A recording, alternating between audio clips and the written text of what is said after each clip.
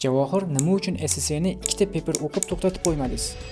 Chunki meni asosiy maqsadim moliya sohasida yetuk mutaxassis bo'lish hisoblanadi va bu maqsadimga yetish uchun SSC eng to'g'ri yo'llardan biri deb hisoblayman. Chunki SSCning barcha paperlarini tugatish yanada kengroq fikrlashga va ish jarayonida turli xil muammolarni hal qilishga va xalqaro darajadagi mutaxassis bo'lib yetish uchun asosiy omil hisoblanadi. Bundan tashqari men uchun SSCning har bir paperi bu yangi dunyo, yangi bilim va ko'nikmalar hisoblanadi. Har bir paperga tayyorlanish jarayoni bu alohida hikoya. Men SSCda natija emas, jarayon muhim deb hisoblayman. Chunki biz SSCni o'qish jarayonida yangi tanishlar orttiramiz, yangi bilim va ko'nikmalarga ega bo'lamiz. O'z ustimizda ishlash uchun harakat qilamiz. Xulosa qilib shuni aytishim mumkinki, SSC boshlaganlarga iloji boricha ko'proq paper o'qishni, ko'proq bilimlarga ega bo'lishni va SSC member darajasiga yetishlarini maslahat beraman.